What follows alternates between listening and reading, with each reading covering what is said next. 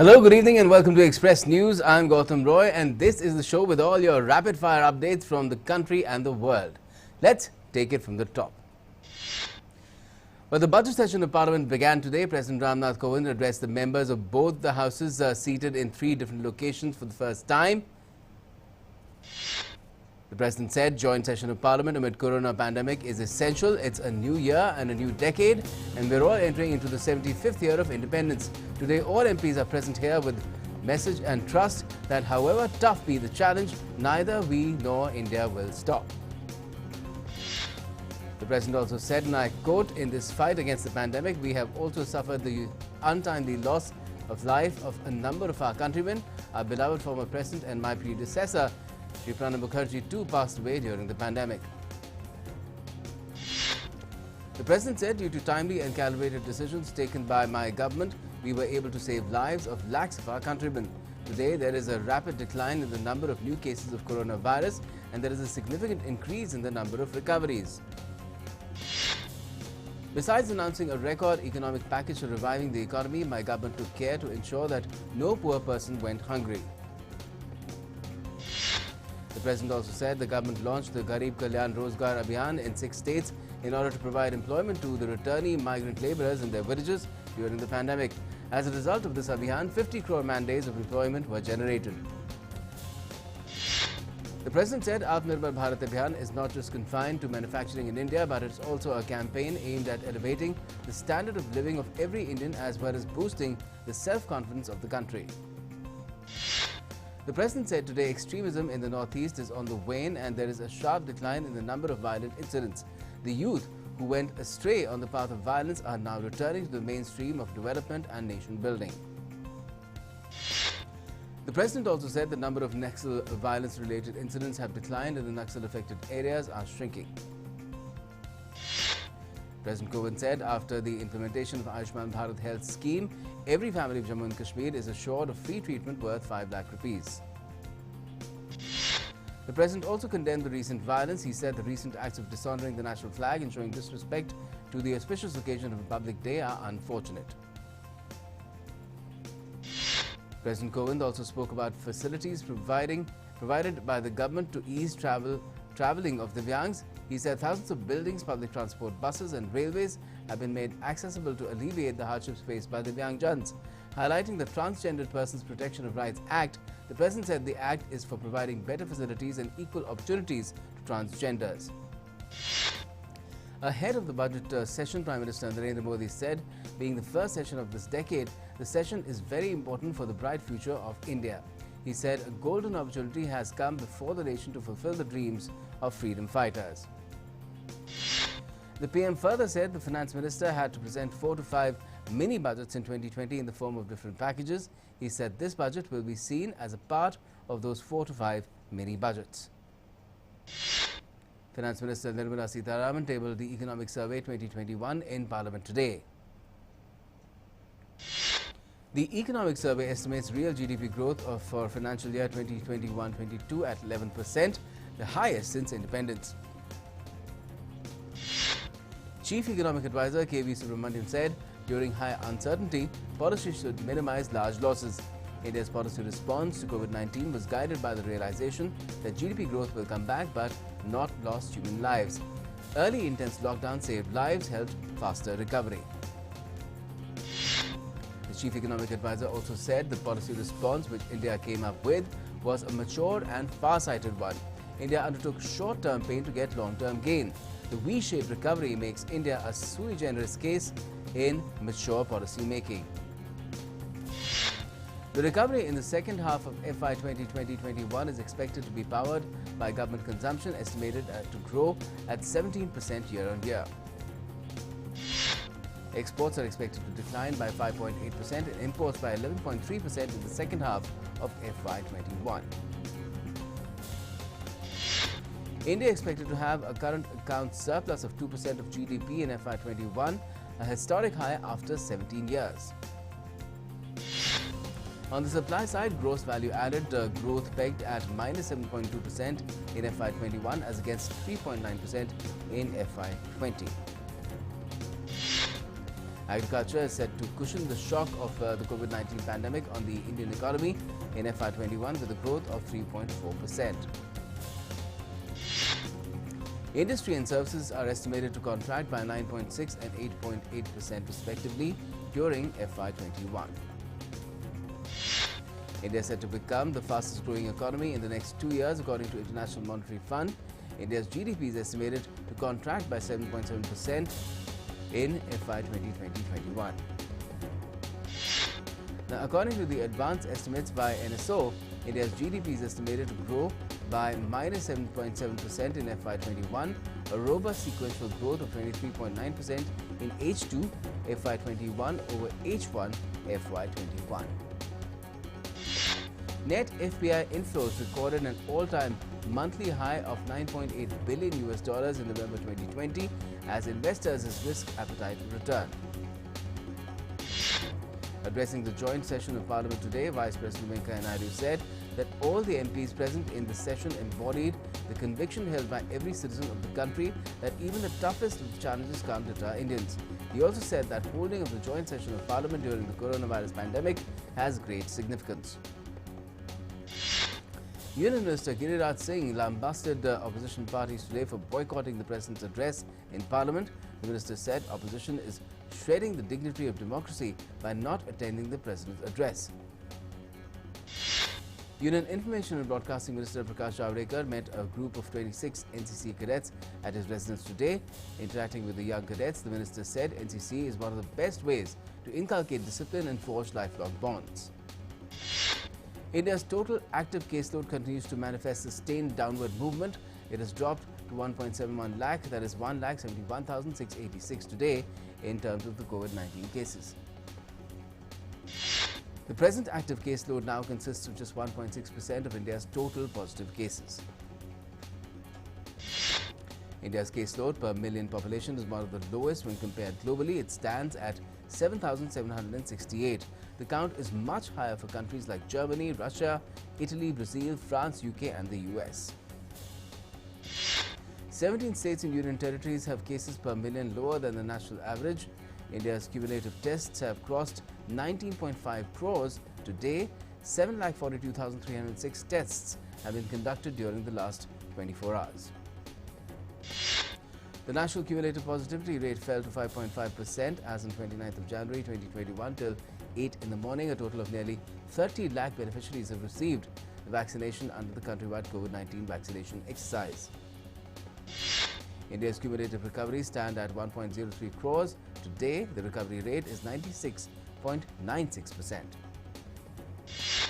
18,855 new daily cases have been recorded during the last 24 hours, whereas 20,746 patients have recovered and have been discharged in the last 24 hours as well. Chhattisgarh has reported 6,451 cases, 6,479 discharges and 35 deaths since the last report.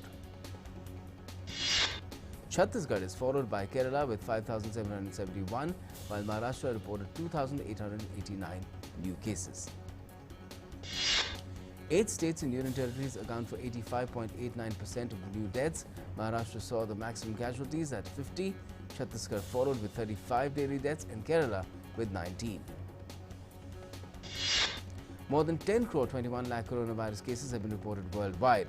The global death toll has crossed 22 lakh. Over 7 crore 39 lakh people have recovered from the virus as well. The United States continues to remain the worst hit country by the pandemic so far and has reported over 2 crore 63 lakh cases of the virus, with the death toll surging past 4 lakh 43,000. Brazil follows US in terms of the deaths with 2 lakh 21,000 fatalities. US President Joe Biden will reopen the nation's online health insurance marketplace for people who cannot obtain coverage via their employers. Biden on Thursday signed orders aimed at expanding healthcare access, including reopening enrollment in the Affordable Care Act and a re-examination of Trump administration's policies. Biden also signed an executive order that overturns Trump's restrictions on the use of taxpayer dollars for clinics that refer or counsel patients to terminate pregnancies, both in the United States and abroad. He also stressed that his administration's top priority right now is to get a COVID relief package passed.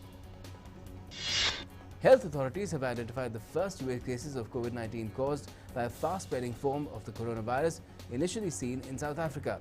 The cases have been found in 2 people in South Carolina. Neither persons have a history of travel to countries where the variant has been confirmed, and there is no connection between the 2 people either. Students of South Boston Catholic Academy in US's Georgia conducted their COVID-19 tests by themselves using swabs. The classrooms are kept separate from each other so that there is no mixing among students. Swabs collected in each classroom are pooled into a single sample that is sent to a lab to produce a single positive or negative result for the entire class. UN Secretary General Antonio Guterres received his first dose of the COVID-19 vaccine on Thursday at Adlai E. Stevenson High School in the Bronx. 71-year-old Guterres was eligible to receive the vaccine on the basis of his age, as New York residents over the age of 65 are included in the current phase of vaccinations in the city. The Secretary General termed the vaccine production capacity of India as the best asset that the world has today. UN Chief's statement on Thursday has come as India has gifted over 55 lakh doses of coronavirus vaccines to neighbouring countries and plans to further increase its reach and gift more. A World Health Organization-led team investigating origins of the COVID-19 pandemic has begun its meeting with Chinese scientists. The team has plans to visit labs, markets and hospitals in Wuhan. The team emerged from quarantine in Wuhan yesterday to start field work. The team is on a fact-finding mission on the origins of the coronavirus. Portugal extended its nationwide lockdown until mid-February. The country has also announced curbs on international travel. Border checks along 1,200-kilometer border with Spain will be put in place. Meanwhile, Spain's government has called the border controls a temporary and agreed limitation. In other news, doing the rounds, President Joe Biden of the US promised after November elections that he and Vice President Kamala Harris would govern as a simpatico team.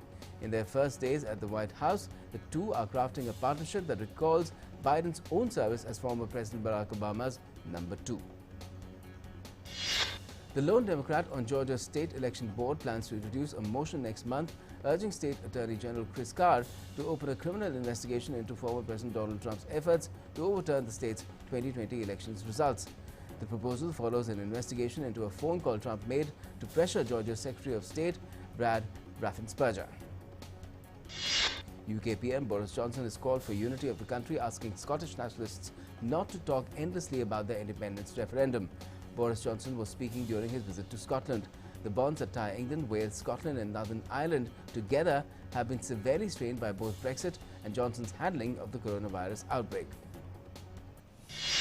Britain hailed a new visa offering Hong Kong citizens a route to citizenship after China's crackdown, but Beijing said it would no longer recognize special British passports offered to residents of the former colony. Britain says it's fulfilling a historic and moral commitment to the people of Hong Kong. Iranian Foreign Minister Mohammad Javad Zarif said on Friday at a news conference in Istanbul that Tehran will not accept US's demands that it reverse an acceleration of its nuclear program before Washington lifts sanctions. Zarif said the demand is not practical and will not happen. A fire killed 5 patients at a COVID-19 hospital in the Romanian capital Bucharest on Friday, and 102 others were evacuated in the second deadliest hospital fire in the country in under 3 months. The fire, which has since been extinguished, broke out early morning in one of the buildings of the hospital. 4 rooms were said to be affected. At least 6 people have died and 10 others were injured after a liquid nitrogen leak incident at a poultry plant in northeastern Georgia in the US. 5 of the deceased succumbed at the spot at the Gainesville plant before they could be taken to a hospital, while 1 person died in the emergency room. The leak took place at the Prime Pack Foods facility in Gainesville, about 60 miles northeast of Atlanta. New anti-government protests broke out in Polish cities and capitals shortly after the country's top court confirmed its ruling to further tighten the nation's strict anti-abortion law. The ban on abortions in nearly all circumstances came into effect after the law was published in the country's official gazette. Protesters in Lebanon's northern city of Tripoli set afire a government building on the 4th consecutive day of violent protests against the new COVID-19 induced restrictions in the country. The police had to fire tear gas at protesters who were hurling Molotov cocktails. Meanwhile, a man has been killed in Tripoli during the clashes. Japan suffered a spectacular blizzard during which 1,000 vehicles were trapped on a single highway. More than 2 meters of snow fell over the Japanese cities over the course of 3 days, setting an all-time record for snow depth, with many neighboring locations also seeing record-breaking depths. 10,000 homes also lost power as a result of the storm. A rare Botticelli portrait sold for $92.2 million at an auction at Sotheby's in New York on Thursday, a world record for any work by the Italian artist. The Renaissance artist's young man holding a rondelle is one of only around a dozen of his portraits known to survive today. On a sandy patch with tufts of grass in Cape Town's Philippi shantytown, French artist Sepe checks a laminated image before adding details to a huge fresco spray-painted on the ground, part of a global project he hopes will foster unity in an increasingly polarized world. Sepe built up the final image of two hands clasping each other's forearms in the windswept corner of an old cement factory, surrounded by a sea of wooden and tin shacks. Excuse me. A giant mural of pioneering guitar legend Eddie Van Halen was unveiled on Hollywood's famed Sunset Strip on what would have been the rocker's 66th birthday. The mural was painted by Los Angeles artist Robert Vargas and shows the musician with his eyes closed playing the guitar. American rock band The Flaming Lips have come up with a creative way to put on live shows in the midst of the COVID-19 pandemic, putting themselves and their audience in protective space bubbles. The group performed 2 concerts over the weekend in Oklahoma, where audience members danced along while enclosed in plastic bubbles. During the lockdown, Iraq's young Mustafa Ibrahim watched videos of skating, but now as the restrictions have eased, he practices skating on the streets. Pandemic has given him a new hobby. Sports now. In India, star shuttlers PV Sindhu and Kidambi Srikanth have been eliminated from the race for the knockouts at the BWF World Tour Finals. Kidambi Srikanth's chances of making it to the knockout stages are over as he remains winless. World number 3 Andrej Antonsen and Chinese Taipei's Su Wei have sealed their berths in the semi-final of the tournament. Football in Liverpool returned to form in impressive fashion as the Premier League champions secured a convincing 3-1 victory at Tottenham Hotspur. After a run of 5 league games without a win, 4 of those without a goal, Liverpool moved back into the top 4. Liverpool scored their first league goal in 482 minutes in first half stoppage time when Roberto Firmino tapped in Sadio Mane's low cross from close range. Mane scored in 65th minute to secure the win for Jurgen Klopp's side. Liverpool are now 4 points behind leaders Manchester City, having played a game more. Tottenham manager Jose Mourinho has lamented his side's defensive display against Liverpool and especially the individual mistakes that cost them. Joe Rodon was caught out of position for Liverpool's first goals, scored by Roberto Firmino, while Eric Dier and captain Hugo Lloris failed to clear the danger too. Mourinho said that Tottenham's Harry Kane could be out for a few weeks after injuring both ankles in the Premier League defeat by Liverpool. Kane needed treatment on his left ankle after landing awkwardly following a challenge with Jordan Henderson. Kane also hurt his right ankle in an earlier challenge from Alcantara. Roma are in talks over a deal to swap Edin Dzeko for Inter Milan forward Alexis Sanchez. Dzeko's Roma future is in doubt after the former Manchester City striker fell out with manager Paulo Fonseca. Roma initiated the contact with Inter, who signed Sanchez from Manchester United on a 3-year deal in August after a year on loan. Defending champions Napoli scored 4 times in the first half to beat Spezia 4-2 and reached the semi-finals of Coppa Italia.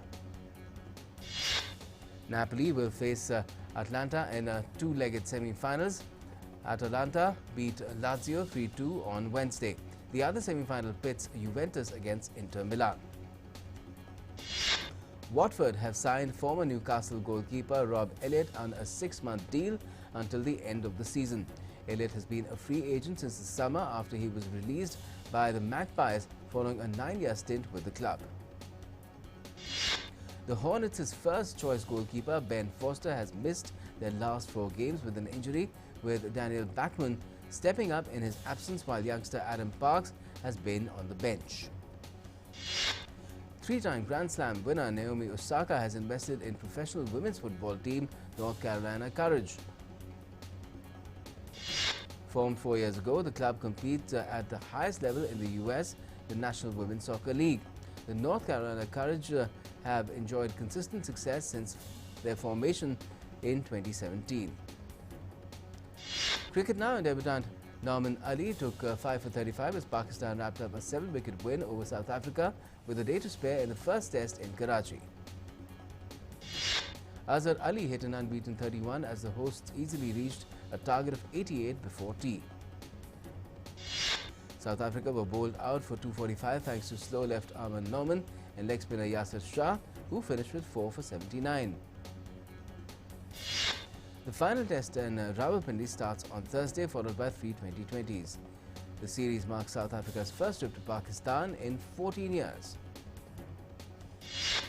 Celtic Chief Executive Peter Lowell is to leave his position at the end of June.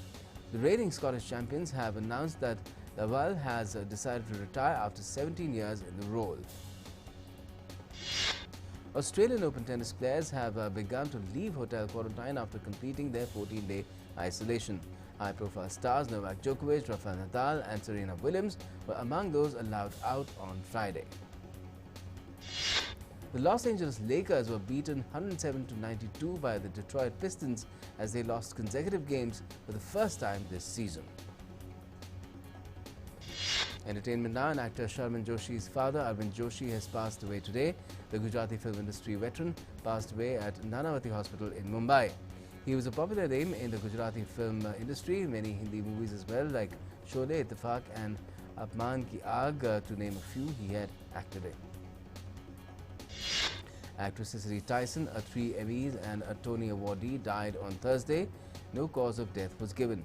Tyson had recently completed a memoir, Just As I Am. Television pioneer Norman Lear, creator of groundbreaking comedy shows such as All in the Family, Maude and One Day at a Time, will receive a Lifetime Achievement Award at this year's Golden Globe ceremony, scheduled to be broadcast live on the 28th of February. US singer-songwriter Halsey has surprised fans by posting a series of photographs on her Instagram account that reveal a growing baby bump. Halsey also tagged her screenwriter and producer boyfriend Alec Aiden in the post. The star-studded red carpet might not be rolled out in Park City, Utah this year, but 2021 Sundance Film Festival is opening its doors to audiences globally with online premieres and virtual panels. Sundance has cancelled its in-person edition at the ski resort town due to the COVID-19 pandemic. The main US showcase for independent film, founded by actor Robert Redford, began on Thursday and will run until the 3rd of February. It will present 72 features and 50 short films, among others. Hollywood actress Demi Moore and model Kate Moss and her daughter were among the famous faces who walked down the Fendi catwalk at Paris Haute Couture Week. Fendi presented its design at Paris's Palais Brongniart, where Naomi Campbell, Kate Moss, Cara Delevingne and Bella Hadid showcased designer Kim Jones's debut couture collection for the Rome-based fashion house. Giorgio Armani paid tribute to Milan in his haute couture collection, unveiled without an audience at the Palazzo Orsini. Pantsuits and Armani's trademark slender silhouettes were embellished with beads and floral appliques, some draped in tulle, as models dressed in Milanese aristocrats paraded under the frescoed ceilings of the 18th century palace.